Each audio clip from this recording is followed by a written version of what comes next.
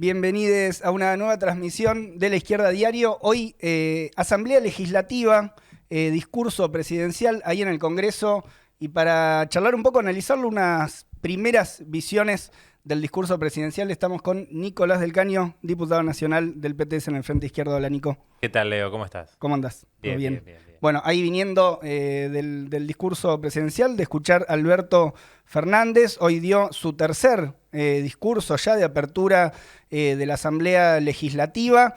Esto también está como parte de los análisis, ¿no? Ya son 3 discursos donde aparecen bastantes promesas por parte del presidente, quizás 2 momentos que pudimos ver en el discurso. Un primer momento más, si se quiere, apelando a algunos problemas externos, ¿no? La pandemia, cómo está el mundo, y después un momento centrado donde el acuerdo con el Fondo Monetario tuvo un peso importante.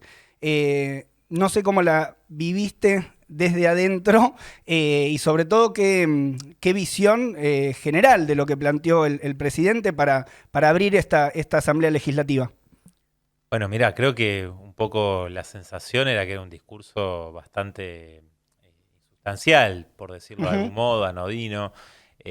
Un discurso que hace pensar, si uno no estuviera en cuenta el contexto, como decir, bueno, recién está asumiendo, o son promesas, son enunciados que no se condicen con lo que ya se ha hecho en el gobierno, ¿no? Por un lado, si lo vemos hacia atrás, y después ahora comentamos lo que hace el acuerdo con el fondo, ¿no? Pero si vos escuchás, son cosas que se dijeron en campaña, es decir, no vamos a ajustar. Bueno, pero ya se llevó adelante una política que continuó un ajuste contra los jubilados, contra trabajadoras, trabajadores, es decir, hubo fuerte caída del salario, de las jubilaciones en estos años, continuando obviamente el ajuste brutal del gobierno de Macri. Entonces, este discurso de no vamos a pagar la deuda sin ajustar, ya se demostró que es falso. Es decir, la realidad demostró otra cosa, ¿no? Entonces, eso se vio en el resultado electoral también. La gente que ha sufrido esta situación y que tenía la expectativa de que esta promesa, lo mismo que ahora siguen diciendo, pero que lo dijeron en el 2019 en la campaña y nosotros alertamos ya en aquel momento, dijimos, no se puede pagarle la deuda al FMI, a los especuladores, complacer a los bancos, los grandes grupos empresarios y al mismo tiempo beneficiar al pueblo. Son antagónicos los intereses, son ellos o nosotros, bueno, y se demostró que era así, ¿no? Entonces, ahora escuchamos a Alberto Fernández con este discurso que yo creo que se hace cada vez menos creíble, inclusive para los propios, digo, porque nosotros denunciamos el ajuste que se llevó adelante y nos decían, hace un tiempo nos decían, no, bueno, la izquierda siempre hace estos planteos, etcétera. Bueno, pero Cristina Fernández de Kirchner, después del duro revés electoral de las PASO, dijo que Guzmán estaba haciendo un fuerte ajuste. Felipe Domingo Cavallo felicitó a Guzmán por el ajuste que hicieron el primer semestre de este año con un déficit fiscal menor al 1%, ¿no? Es un sueño de todos los liberales, por eso le valió esa felicitación. Entonces, digo, yo creo que todas estas cosas no son creíbles, más allá de muchos datos, ¿no? Recién lo charlamos fuera de cámara, más allá de que uno escucha muchos datos, ¿no? Como si, yo puse en Twitter como si viviera en Disney, ¿no? O sea, como algo completamente ajeno a la realidad que sufren millones de laburantes, de jubiladas, de jubilados. El salario mínimo está por debajo del nivel de indigencia, lo mismo que la jubilación mínima. El promedio salarial está realmente muy deteriorado, ¿no? La canasta de pobreza cada vez crece más porque la inflación es enorme, ¿no? Y siempre los salarios van por detrás. Más allá de que digan que los trabajadores registrados el último año tuvieron un puntito más de la inflación o se mantuvieron. Bueno, sí, bueno, ahí el presidente tuvo que asumir esa derrota política, podríamos llamarla, o ese problema que tienen con la inflación, porque en una parte del discurso tuvo que dar cuenta de que no se había podido, que no se había podido combatir. E incluso ahí se podría ver cierta contradicción con ese mensaje más positivo de, bueno, hay indicadores que están muy bien, la industria, sectores específicos, pero el problema de la inflación quedó planteado en sus propias palabras que es un problema sin resolución. No, y además, esto es muy importante tener en cuenta porque quizás mucha gente escucha y dice, bueno, la economía creció y va a crecer la economía, ¿no? Entonces nos va a beneficiar a todos. No, este crecimiento económico de este último año fue mayormente en beneficio de los grandes grupos empresarios, es decir, del total del producto, de lo que se produce en la Argentina, lo que va para los trabajadores, la parte de la torta que le corresponde a los trabajadores, digamos, o que en este sistema social, digamos, va a los trabajadores, se redujo. Y se aumentó la que se llevan los grandes empresarios, ¿no? Entonces, no es que crecimiento económico igual beneficio de todos los sectores, por ejemplo, de los sectores populares, de las clases trabajadoras. No, se llevan una mayor parte, una mayor tajada los grandes grupos empresarios y en el total de la torta cada vez menos viene para millones. O sea, estamos hablando de un pequeño grupo que se lleva casi el 50% del producto y estamos hablando de 36 millones de personas con sus familias, o quizás más, que se lleva algo así como el 40%, ¿no? Y fue impresionante cómo esa brecha, ¿no? Se amplió, digamos, en este último año, ¿no? Totalmente. Antes, quizás de ir a lo más preciso, a lo más fino del acuerdo con el fondo, ahí en la primera parte del discurso aparecían los factores externos, ¿no? La pandemia, un mundo complicado, ¿no? Un mundo difícil, la guerra, también en palabras del presidente, pero quedó un tanto abstracto el planteo respecto al menos de las fuerzas que están jugando en este conflicto armado con Ucrania en el centro. ¿Cómo viste esa parte? Bueno, nosotros fuimos con un planteo claro, expresado en nuestros carteles, con respecto a la guerra, ¿no? Rechazando la guerra, planteando el retiro de las tropas rusas de Ucrania y al mismo tiempo el rechazo a la injerencia de la OTAN, ¿no? En Europa del Este, ¿no? Ese es el planteo que venimos haciendo desde el PTS y creo que en el Frente de Izquierda, y creo que hoy el presidente hizo una mención como al pasar, ¿no? Dijo algo de esta situación de la guerra, pero por ejemplo no mencionó a la OTAN, no mencionó el aumento sideral y el giro histórico de Alemania, por ejemplo, ¿no? Claro. En relación al armamento, un aumento de presupuesto que lo va a equiparar, es decir, que Alemania ahora va a destinar lo mismo que destina en asuntos laborales y sociales en armamento, ¿no? Y la exportación de armas. Son 100.000 millones de euros, ¿no? Bueno, que anunciaron. Anunciaron, sí, como aumento. Como aumento. ¿No? Entonces, digo, es impresionante porque es un giro histórico desde la salida de la Segunda Guerra Mundial para lo que es Alemania, ¿no? Entonces, hemos visto a los países de la OTAN, empezando por Estados Unidos, masacres, ocupaciones en muchísimos países, ¿no? Y en realidad ellos, no va a venir nada bueno de la mano de la OTAN para el pueblo de Ucrania, para los pueblos de Europa. En realidad ellos quieren sacar una mayor tajada. Fíjate que Ucrania es uno de los países más pobres de Europa y justamente eso es por los planes del FMI, por las mismas políticas que se aplican en otros países como el nuestro, por ejemplo, ¿no? Entonces, en realidad no están defendiendo al pueblo ucraniano, ¿no? de este ataque, de esta invasión de Putin, que ordenó Putin, sino que están buscando su propia tajada, ¿no? Entonces después, obviamente, vos estuviste con Claudia, con Cristian, hay una discusión muy importante en lo que hace a lo que es todo el tablero internacional, ¿no?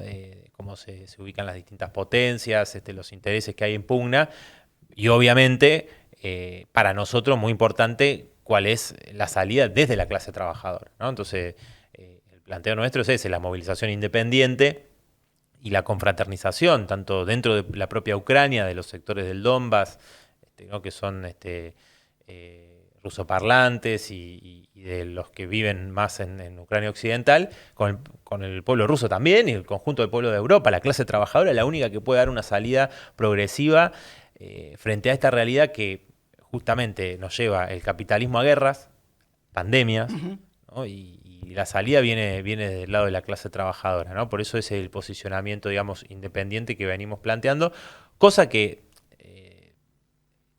se distancia mucho de lo que sostiene, por un lado, la oposición de derecha, ¿no? Hoy los veíamos con las banderas de Ucrania, pero claramente ellos apoyan a la OTAN, ¿no? A Estados Unidos, al imperialismo norteamericano, a las potencias imperialistas de Europa, y jamás han denunciado, ¿no? Masacres como las que se hicieron en Irak. Sí, es selectiva el cuestionamiento a las agresiones. Exactamente.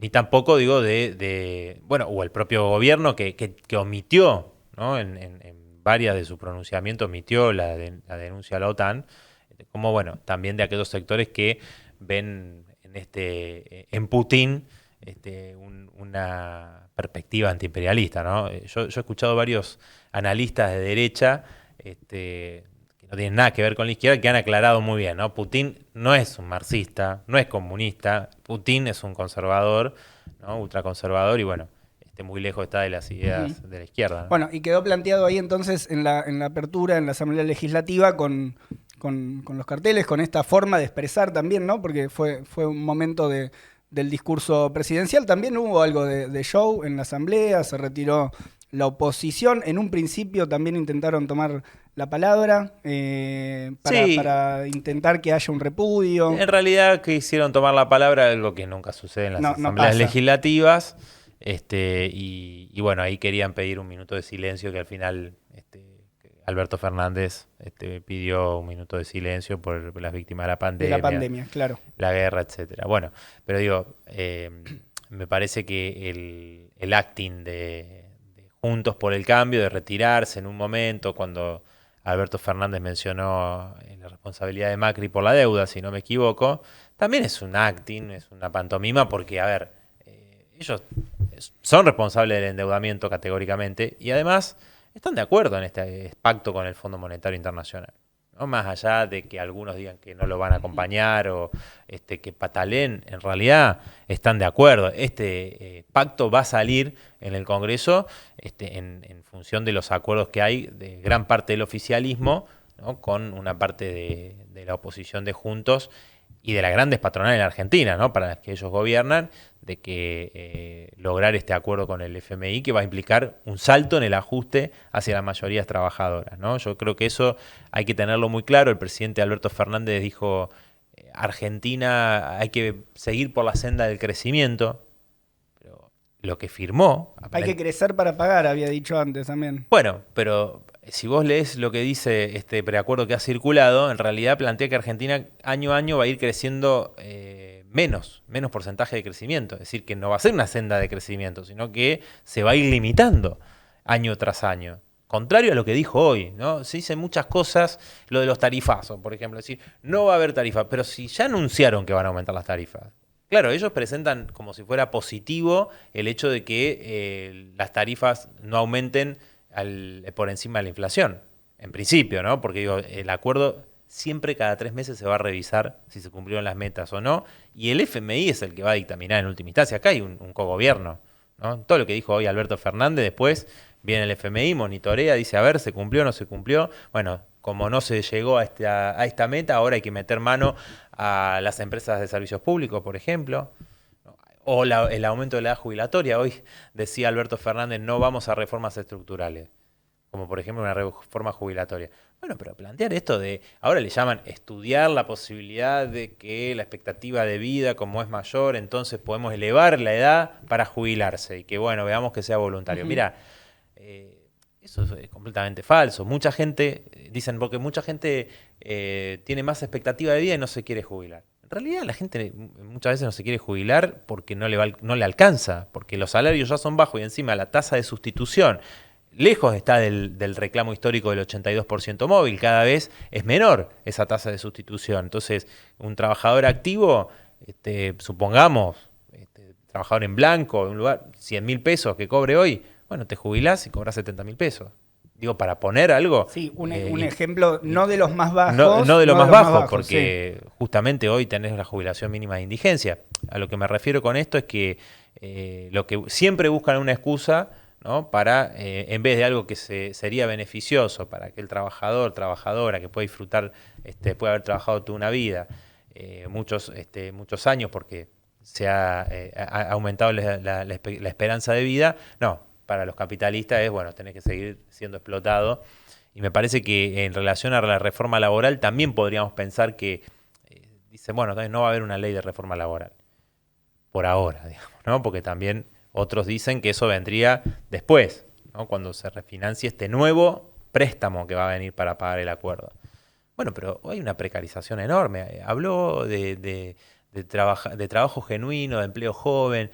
Mira, si lo que están hablando es de que quienes hoy perciben 16.500 pesos del plan potencial trabajo, trabajo genuino es ir 4 horas a trabajar en los municipios más un plus de 5.000 pesos más, o sea, más o menos 21.000 pesos, que está inclusive lejos de lo que es la canasta de indigencia, eso es esclavitud.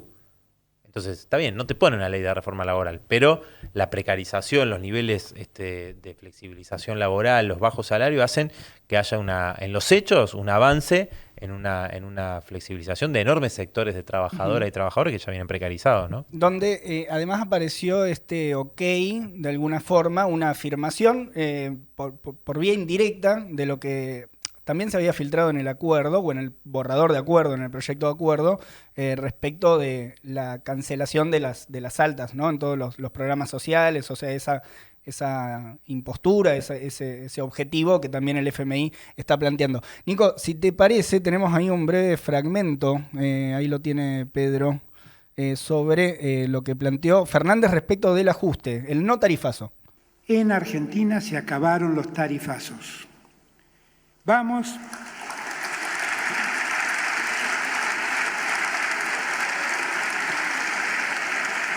a segmentar los subsidios para lograr niveles de tarifas razonables, con justicia y equidad distributiva para los servicios públicos de gas y electricidad. Por eso, en principio, apuntamos a que el 10% de mayor capacidad económica deje de ser beneficiario de subsidios. Para el resto de los usuarios, nuestra política se inspirará en la Ley 27.443, votada en este Congreso de la Nación en el año 2018 y vetada por el entonces presidente Mauricio Macri.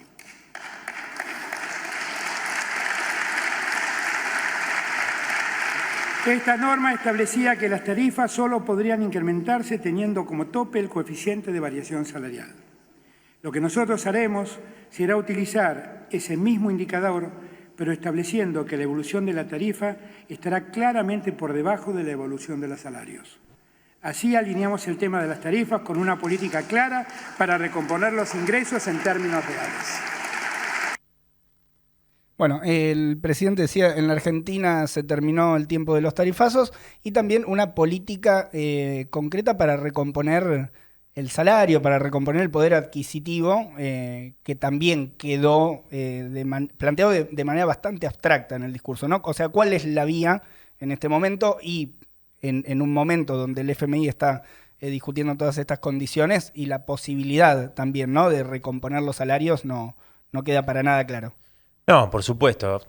A ver, esto de no haber más tarifazos, lo hablábamos recién. Sí. Los tarifazos van a venir, porque es lo que exige el FMI, quitar subsidios y por lo tanto eso se va a trasladar a las tarifas. Después hablan de cierta segmentación, pero ya he escuchado hablar de que, como si fuese algo bueno, que habría un aumento de tarifas de entre el 40 y 45%. Antes decían el 20%. O sea, ya Sí.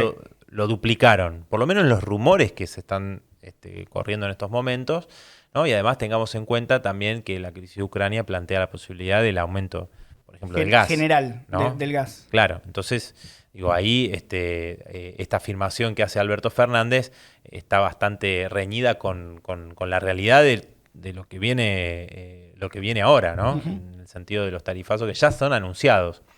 Ahora, la inflación, 50% el año pasado, y se prevé, por lo menos en distintas consultoras, dicen más del 55% para este año.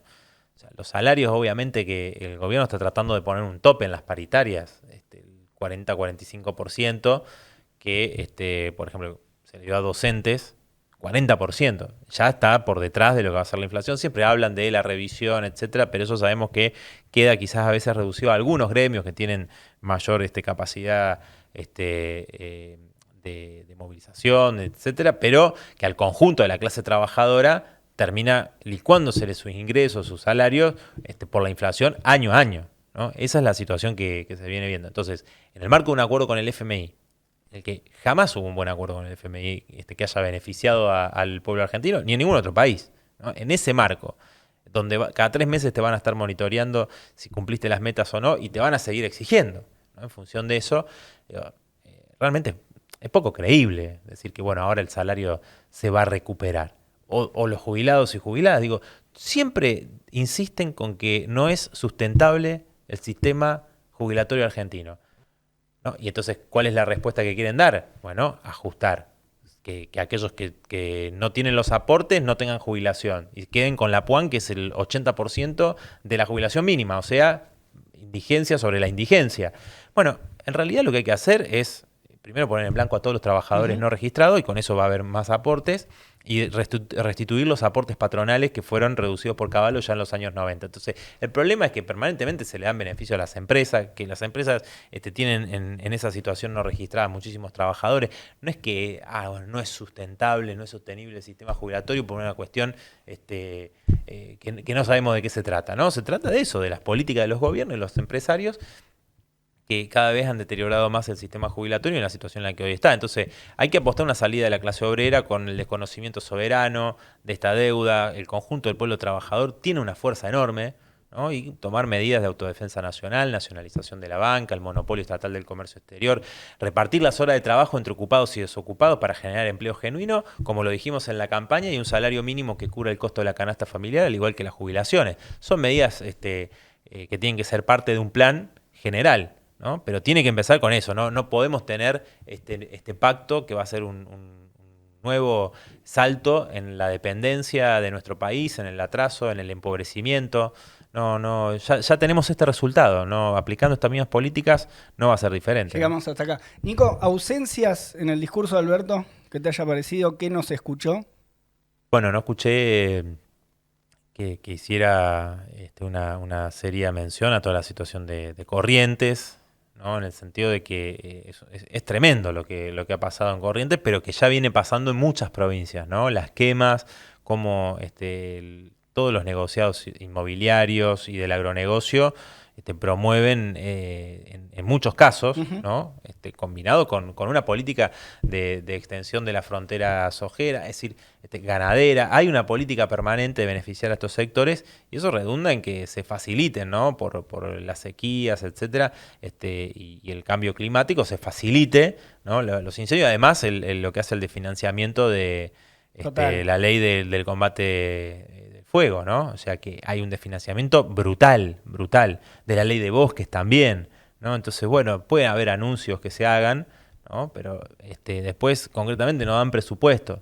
Entonces, que hoy diga que va a haber presupuesto, que va a haber plata, es un escándalo, ¿no? Después de que se te quemó más del 10% de una provincia y que viene habiendo incendios desde el 2020, ¿no? Enormes. Entonces, y con un número estratosférico, 100.000 árboles vamos a plantar, no se sabe en qué periodo. Bueno, y después él habló, no nombró la ley de humedales, nombró una ley, dijo presupuestos mínimos ambientales, ¿no? No sé si está hablando de otra cosa, pero acá hay que decir, la ley de humedales no la mencionó porque en campaña dijeron sí a la ley de humedales. Recordarás vos que había un spot que decían sí a distintas cosas.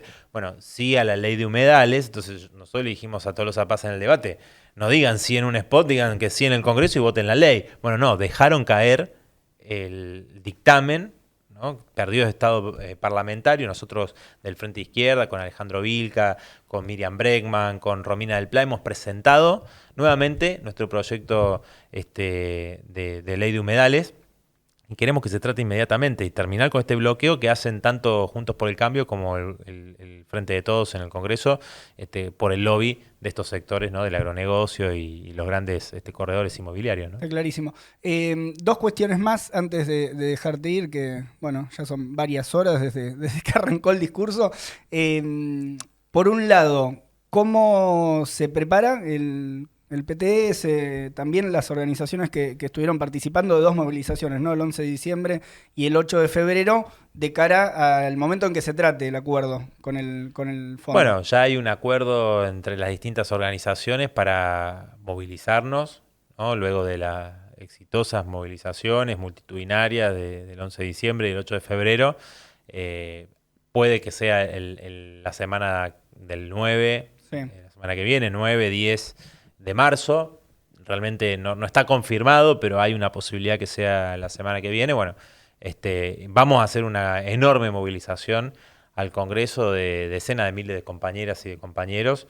obviamente bregando por una salida, como decíamos recién, favorable al pueblo trabajador, y obviamente confluir con todos aquellos sectores que estamos convencidos que van a resistir los ajustes, las consecuencias de este plan del Fondo Monetario Internacional, ¿no? Hoy estuviste tuiteando durante la asamblea, te pedimos un último tuit, uno ya después con el balance y ya masticado, 280 caracteres de Nicolás del Caño con una definición sobre la asamblea. No, creo que eso, como decía, con un discurso anodino, que de un presidente que lleva más de 2 años en el poder y habla como si estuviera en campaña electoral, ¿no? Me parece que con promesa, y me parece que un poco esa es la definición de lo que pasó hoy, ¿no? Ahí va, el tuit de Nicolás del Caño sobre la Asamblea Legislativa, el discurso presidencial. No sé si fueron 280 o quedó menos ahí, o más, quedó pero ahí, bueno. Quedó ahí, estamos ahí, está cerca. Te agradecemos mucho, Nico, por No, haber gracias venido. a ustedes, Leo, gracias a vos. Un abrazo.